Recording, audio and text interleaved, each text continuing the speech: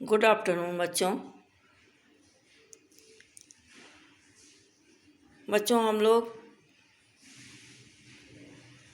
2 days से पाठ 20 पढ़ रहे हैं ग्रामर से वाक्य विचार, जिसमें हमने देखा वाक्य किसे कहते हैं, वाक्य के कितने भेद होते हैं और व्याकरण के आधार पर वाक्य के कितने भेद बताए गए। तो हम लोगों ने देखा रचना के आधार पर वाक्य के भेद। आज हम लोग देखेंगे रचना के आधार पर, जैसे हमने देखा कि सरल वाक्य, संयुक्त वाक्य और मिश्रित वाक्य। आज हम लोग देखेंगे कि सरल वाक्य को मिश्रित वाक्य कैसे बनाएंगे, संयुक्त वाक्य कैसे बनाएंगे। उसके बाद हम लोग देखेंगे कि अर्थ के आधार पर वाक्य के कितने प्रकार होते हैं। जो भी तुम्हें समझ में ना आएगी तो पूछा करो, ठीक है। प्रश्न उत्तर इसका हमने लिखवा दिया है, क्योंकि यह पाठ थोड़ा कठिन लगा तो शायद तुम लोगों को समझ में नहीं आया होगा, इसलिए हमने इसको फिर से समझाने का प्रयास किया है, ठीक है बच्चों। तो चलो देखते हैं कि वाक्यों को कैसे बदलते हैं, कैसे परिवर्तन करते हैं। चलिए देखते हैं।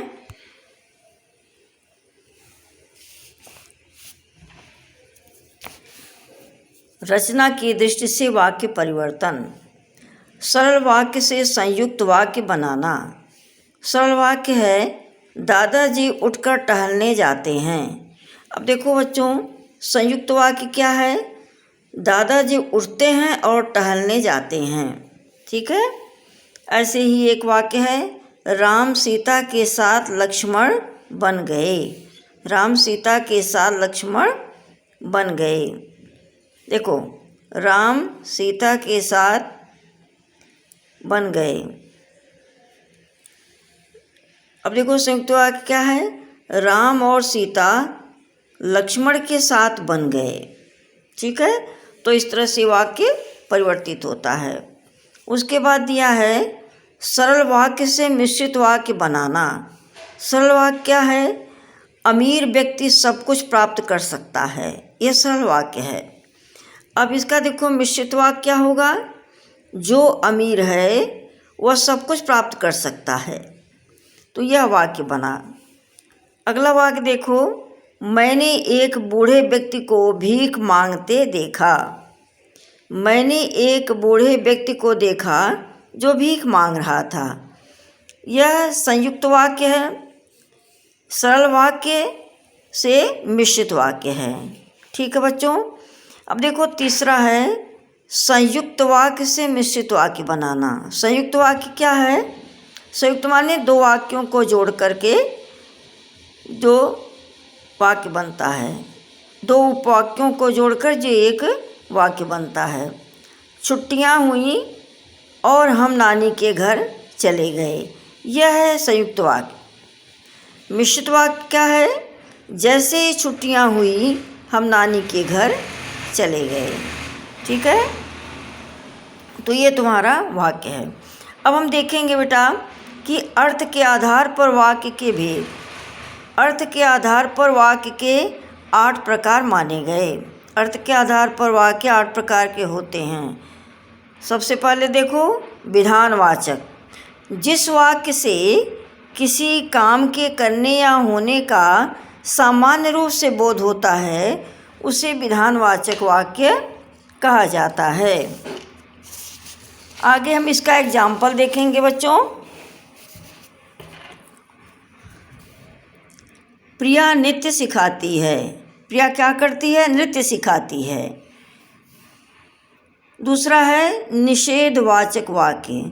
जिस वाक्य से क्रिया के न करने व न होने का बोध होता है उसे निषेधवाचक वाक्य कहते हैं, जिसमें नहीं का प्रयोग करते हैं। नहीं का, आकांक्षा संदेश नहीं लिखती है, नहीं का। जिन वाक्यों में नहीं शब्द आता है वह वाक्य निषेधवाचक वाक्य कहलाते हैं। ठीक है। आज्ञावाचक वाक्य, जिस वाक्य से आज्ञा या अनुमति, उपदेश, प्रार्थना या अनुरोध का भाव प्रकट हो।